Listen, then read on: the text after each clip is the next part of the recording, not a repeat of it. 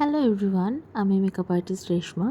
তো তোমরা অনেকেই জানো যে আমি রিসেন্টলি কলকাতায় গিয়েছিলাম প্রো মাস্টার ক্লাস করার জন্য তানিয়া ম্যামের কাছে। তো সেটারই সমস্ত গল্পটা তোমাদের সাথে শেয়ার করব যে আমার কলকাতার দিনগুলো কেমন গেল, ক্লাস কেমন গেল, কি কি শিখলাম না শিখলাম। তো শুরু করছি নতুন একটা ব্লগ আর কি। তো আমরা গিয়েছিলাম, এখান থেকে ট্রেনে উঠেছিলাম মালদা থেকে 23 তারিখে, আর সেখানে গিয়ে পৌঁছায় হচ্ছে 24 তারিখে। আমার ক্লাস শুরু ছিল 25 তারিখ থেকে। আর সেখানে যাওয়ার পরে আর কি আমাদেরই এক রিলেটিভের বাড়িতে উঠেছিলাম। ক্লাসের টাইম ছিল 10টা থেকে সন্ধে 6টা পর্যন্ত। তো যাই হোক, যথারীতি আমি টাইম মতো বেরিয়ে যাই। আর আমি জানতাম যে প্রথম দিন একটু লেট হবে, কারণ লাইট সেট আপ আর সমস্ত কিছু করতে। তো যাই হোক, ক্লাসে পৌঁছানোর পরে এটা হচ্ছে প্রথম দিন ম্যামকে দেখা। এটা আমার দ্বিতীয়বার ম্যামকে দেখা।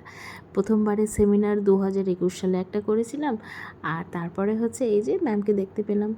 কি ম্যাম না, সত্যি কথা বলতে সামনে থেকে না অনেক বেশি সুন্দর দেখতে। যা মোবাইলে দেখা যায় তার থেকে তার বিউটিনেসটা অনেক বেশি সুন্দর সামনে থেকে। যাই হোক, ম্যাম হচ্ছে ক্লাসে আসলো। প্রথম দিনের ক্লাসে ভীষণ রকমভাবে এক্সাইটেড। আর আমাদের ক্লাসে 3 দিনের ক্লাস, আর একদিন ছিল বলতে পারো প্র্যাকটিস ডে বা এক্সাম ডে, যেটাই তোমাদের ইচ্ছে। তো ম্যাম আসার পরে একটুখানি পুজো করা হলো। পুজো হয়ে যাওয়ার পরে তারপরে সবাইকে ম্যাম আর কি ফ্লাওয়ার আর চকলেট দিয়ে ওয়েলকাম করে নিল। ভাগ্যিস চকলেটস দিয়েছিল। সেই দিনটাতে ক্লাস শুরু করতে লেট হয়ে গিয়েছিল, আর আমার প্রচণ্ড খিদে পেয়ে গিয়েছিলো। তো আমাদের এটা হচ্ছে প্রথম দিনে ক্লাসের ডেমো চলছে। এত কিছু নতুন নতুন জানলাম, নতুন নতুন শিখলাম, ওই যে শেখার কোনো শেষ নেই।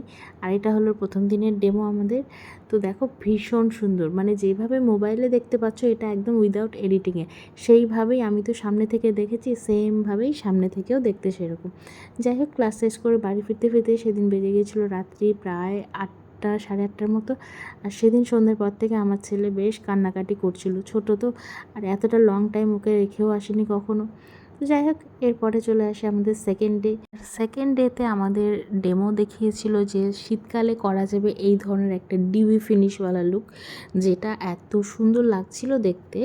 এই যে তোমরাও দেখে নাও, এটা হলো সেকেন্ড ডেমোর লুক। আর সত্যি কথা বলতে না, ম্যামরা যখন ড্রেস পরায়, আমি একটা প্রথম দিন বাদ দিয়ে তারপরে আমি কোনো দিনই প্রেজেন্ট থাকতে পারিনি। কারণ হচ্ছে ওই যে বললাম, আমার ছেলে বেশ কান্নাকাটি করছিল, একটা লং টাইমের ডিউরেশন যেহেতু। তো ড্রেস পরানোর আগে জাস্ট মেকআপটা কমপ্লিট হলেই আমি আর কি বেরিয়ে যেতাম সেখান থেকে, ক্লাস থেকে।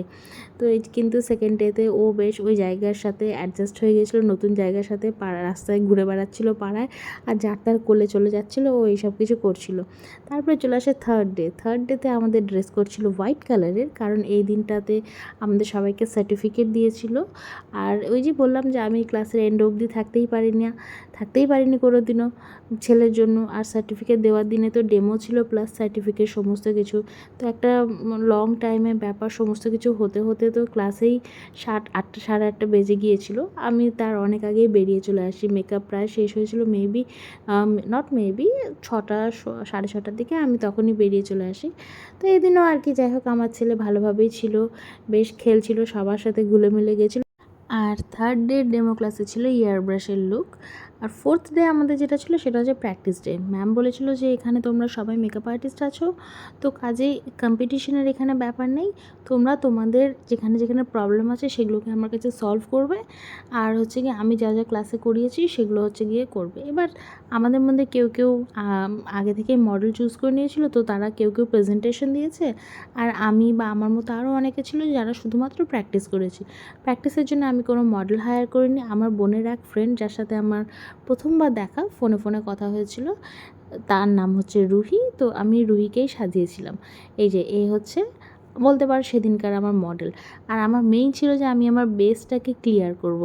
এখন অনেকেই আমাকে বলেছো মেসেজে যে তুমি আবার কি শিখতে গেছিলে, তুমি তো এতদিন থেকে মেকআপ করছো, তুমি তুমি কেন শিখতে গেছিলে মেকআপ। না, সত্যি কথা বলতে না, যাওয়ার পরে অনেক জানতে পেরেছি।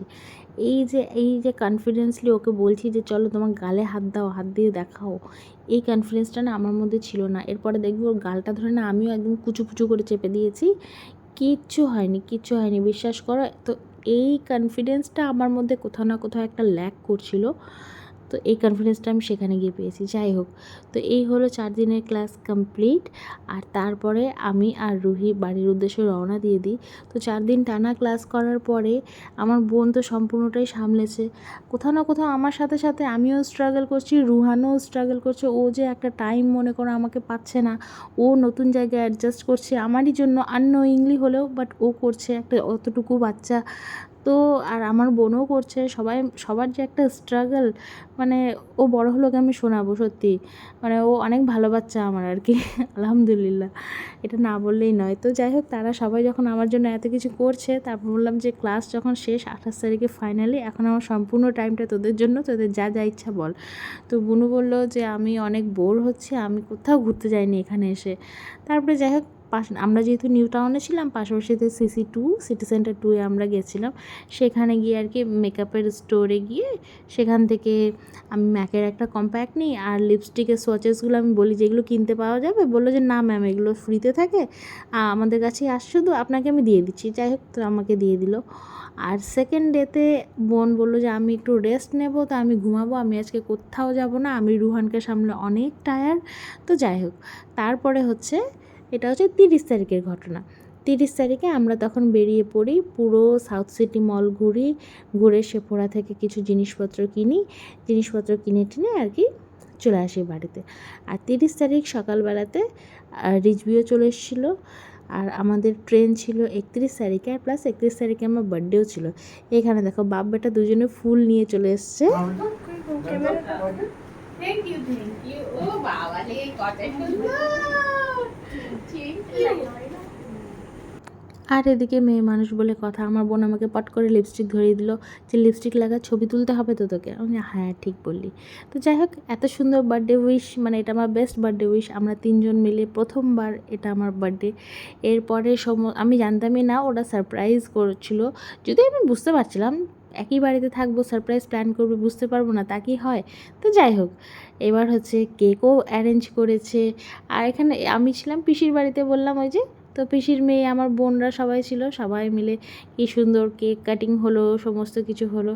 আর আমাদেরকে দেখো, আমার রুহান বাবু, ও ঘুম থেকে উঠে গেছে সেই সময়ই আমাকে উইশ করবে বলে, আমার সোনা বেবিটা। তারপরে কেক কাটিং হলো। Happy birthday to you. আগে কে খাবে? আগে একটু নিজে খেয়ে নে, কাল তোর বার্থডে, তুই আগে খা একটু। হ্যাঁ,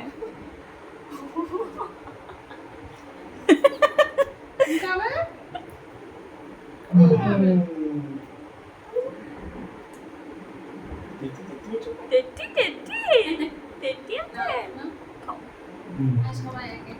বার্থডে সেলিব্রেট করে ভোর 3টের সময় রওনা দিয়ে দিই নিউ টাউন থেকে হাওড়ার উদ্দেশ্যে।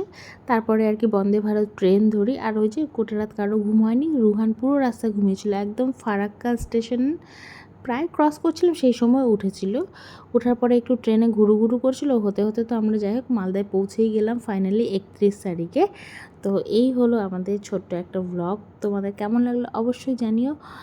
তো টাটা বাই বাই সবাইকে।